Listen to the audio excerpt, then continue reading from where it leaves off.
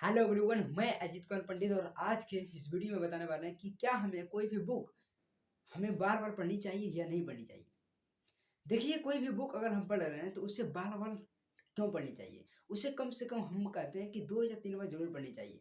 उससे क्या होता है कि हम अगर जब पहली बार पढ़ते हैं तो पहली मेन पॉइंट को हम लाइन क्रॉस करते हैं, है ना। लेकिन लाइन क्रॉस करते हैं लेकिन उसे समझ नहीं पाते। फिर दूसरी बार पढ़ते हैं तो उसे हम समझने का प्रयास करते हैं, फिर तीसरी बार पढ़ते हैं तो उसे हम थोड़ी समझते हैं। तो उसे हम 2 बार या 3 बार ज़रूर पढ़नी चाहिए ताकि हम उस ऑथर जो कहना चाहते हैं, हम उस ऑथर की बातों को समझ सकें। ये इस बुक में बताना क्या चाहता है। सही तरीके से समझने के लिए 2 या 3 बार ज़रूर पढ़नी चाहिए। लेकिन हमें एक ही बुक को पकड़ के ज़िंदगी भर अगर चलने के लिए कहें तो हम नहीं चल सकते, है ना? उस फ़ील्ड में हम आगे नहीं बढ़ सकते हैं। हमें उस फ़ील्ड के लिए और सारी नॉलेज को इकट्ठा करना पड़ता है और सारी आइडिया लाना पड़ता है। तो हर एक किताब को बहुत सारी किताबों को पढ़ना होता है।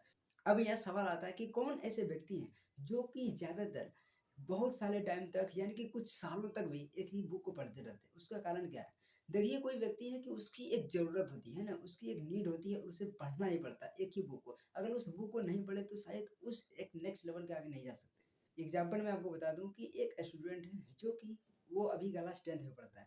लेकिन उसके पास बहुत सारे सब्जेक्ट हैं और वो सभी सब्जेक्ट में बहुत अच्छी तरह से वो वो सब्जेक्ट में उसे कोई प्रॉब्लम नहीं है, कोई दिक्कत नहीं है। वो सभी सब्जेक्ट से बहुत ही खुश है, लेकिन एक सब्जेक्ट है जो कि उसे डिफ़िकल्ट लगता है, वो है मैथ। वो सालों-साल उस मैथ को पढ़ता है, उस मैथ को जब पढ़ता है, लेकिन जब एग्ज़ाम देता है, एग्ज़ाम देने के बाद जो उसके मार्क्स आते हैं, वो मार्क्स मैथ में कम होते हैं। यानी कि वो मैथ में फ़ेल हो जाते हैं, जिसके कारण उसे फिर से पढ़ना पड़ता है। उसे इस साल भी पढ़ना पड़ता है और इस साल भी अगर उस मैथ में नहीं पास हो पाया, तो फिर से उसे पढ़ना पड़ता है। उसे 2-3 साल पढ़ना पड़ता है। उसे तब तक पढ़ना पड़ता है जब तक कि उस मैथ में अच्छे नंबर ना लाए या फिर उतने नंबर लाए जितने कि उस मैथ से पास हो जाए, ताकि वो नेक्स्ट क्लास में जा सके। तो उसे एक ज़रूरत होती है उस स्टूडेंट के पढ़ने के लिए। उसे 2 या 3 साल पढ़ना पड़ता है क्योंकि उसके लिए ज़रूरत है। अगर आपके लिए भी कोई ज़रूरत है जो कि उसे आपको पढ़ना ही पड़ेगा। तो आपको 2 बार 3 बार नहीं, उसे 10 बार भी अगर पढ़ना पड़े तो आपको पढ़ना ही पड़ेगा क्योंकि आपके लिए वो ज़रूरत है।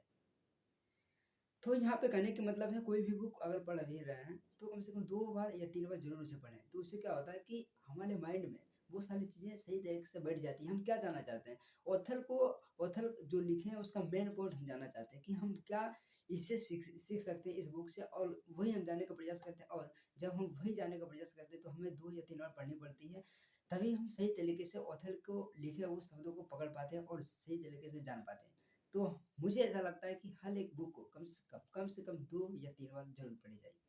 Thank you so much. फिर मिलते हैं नेक्स्ट वीडियो में।